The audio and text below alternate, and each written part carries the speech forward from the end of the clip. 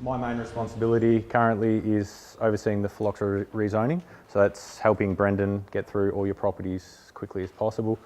Thought after Tyson's given that general overview, I'll give you a little bit of an in-depth overview on what the rezoning process has happened in 2018 and what we're looking at for 2019. So you should all be aware that we gained industry support via the help of MPVA. We did an online grower assessment, as Tyson mentioned. We've had a fairly good bit of feedback. There's still a couple outstanding. That just helps us inform our bosses and international trading partners and interstate trading partners what properties we're doing and what risk analysis we've done for Mornington.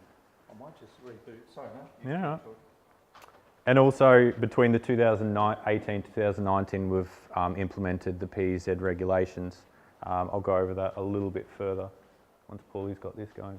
In 2019, so now, Brendan's currently out zooming around Mornington Peninsula. Some of you may have had contact with him. He's into his 4th week now. He'll be starting this week.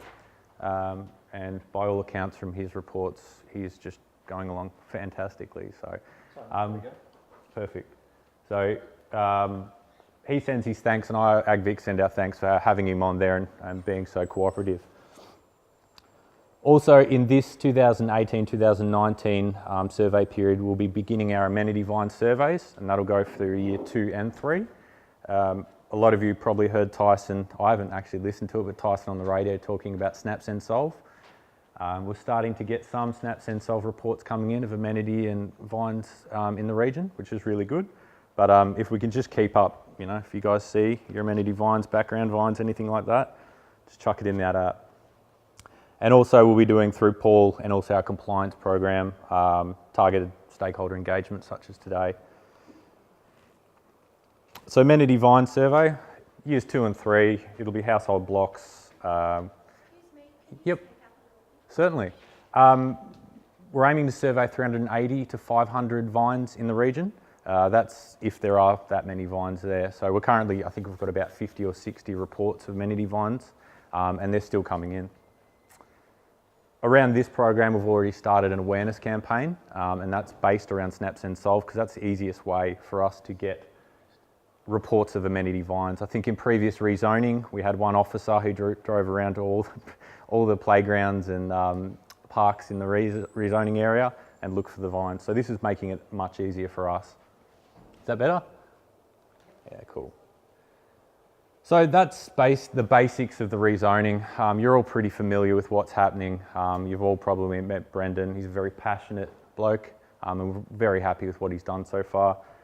So as Tyson gave a little bit of an overview, I thought I'd talk about the regulations that's happening. Now, I'm not a compliance officer. We deal with the market access and the trade. So I can't talk to the exact compliance arrangements. If you have any direct compliance questions, such as what would be the fee or what would be the outcome of illegal movement, you send it to us and we can talk to our compliance people directly and get you exactly what it is. But our view today is to get you guys informed, so that shouldn't eventuate because compliance activities are long, drawn out and very involved processes. So I want everyone here to know exactly what you guys need to do, where you need to find the information, and we should have no issues. So we've declared Mornington Peninsula as an interim PEZ, as Tyson meant. That's from between now and the end of the 3rd year of rezoning. It's an interim PEZ to protect and add those extra layer of regulation so we can be sure that there's no phylloxera moving in while we're still looking if there's phylloxera here. So it adds that extra layer. And it does mean that for anything moving into, on the risk value, you are now a PEZ for those regulations, and anything moving out is PRZ. But I got some video maps after that. We've installed 8 biosecurity signs. You may have seen them. They're in the main arterial roads going into Mornington. Hopefully they're all very visible. I haven't had a chance to look at all 8, but I've seen a couple of them. Yeah, and it's nice and visible? Yeah. Beautiful. That's all we need to know. So they went up a couple months ago. That's just part of the regulatory support.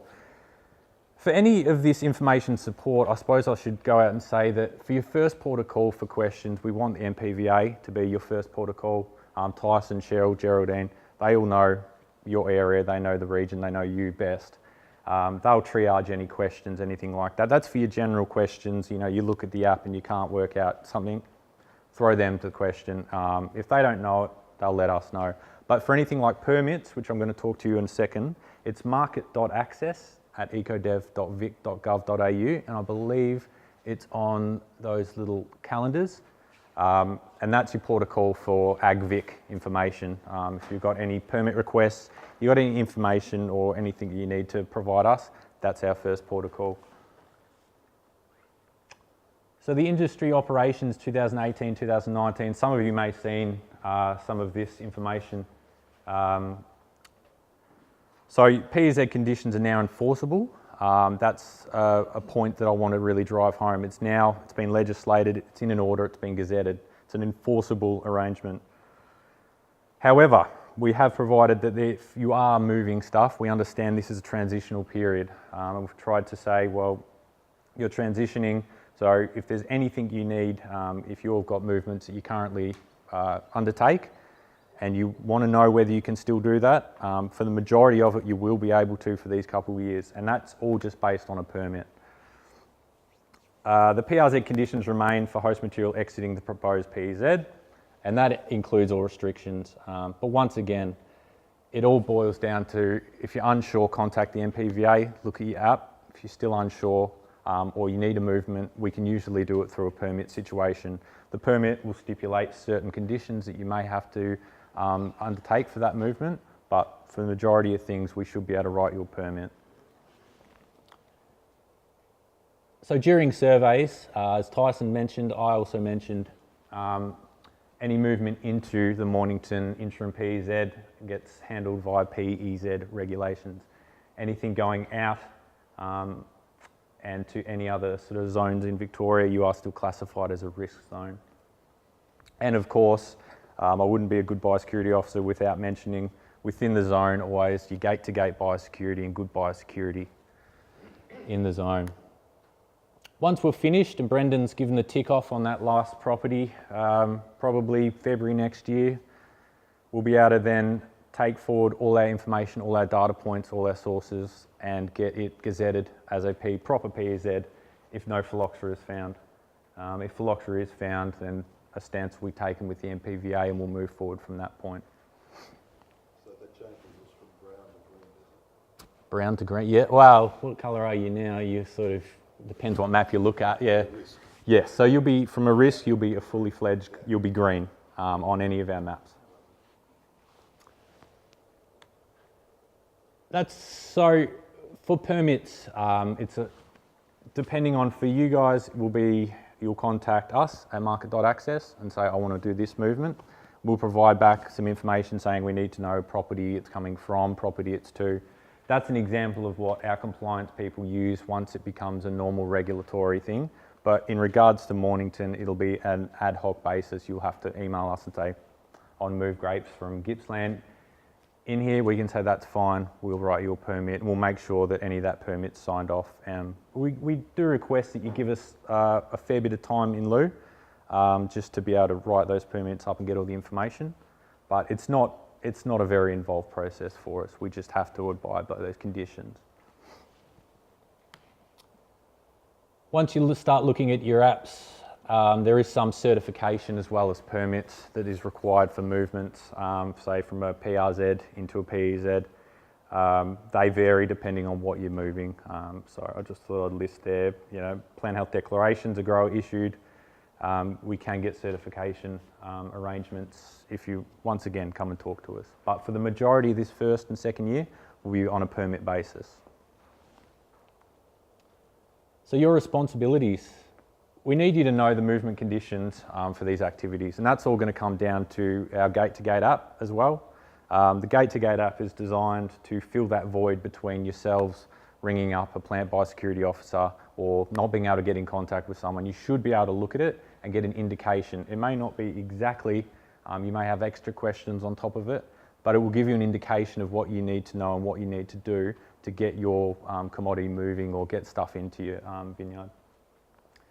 I'll keep reiterating, you get sick of hearing me say, but just contact us, send us an email.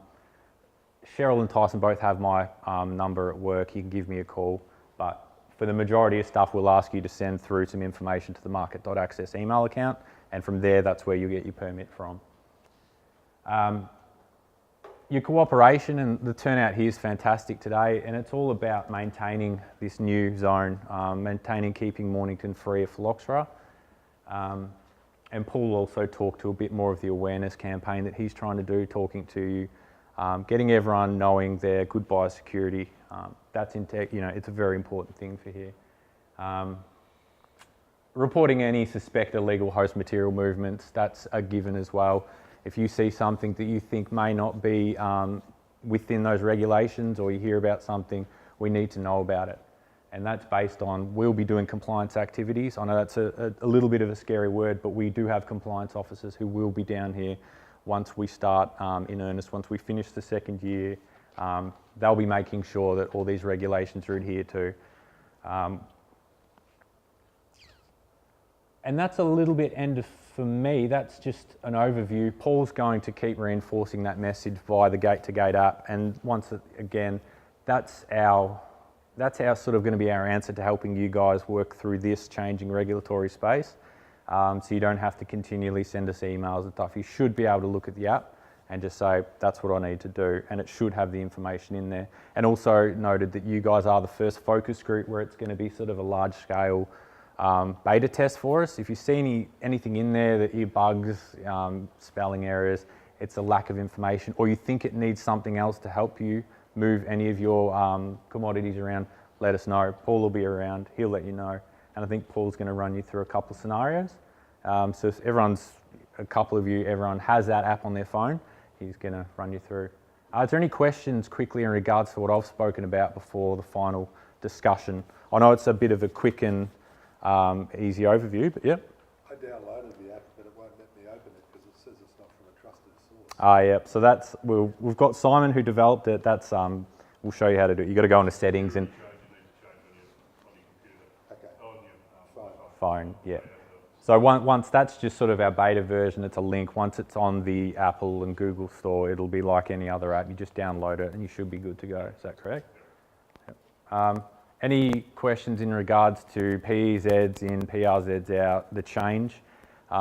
We try and get out here as much as I can. I'll be down here weekly talking to Brendan. I'll be coming onto properties and just ensuring that the quality in Brendan, everyone's wearing their IDs, everyone's wearing uniforms, that kind of stuff. So if you see me around, also give me a call. I'm happy to help. That's what I'm here for.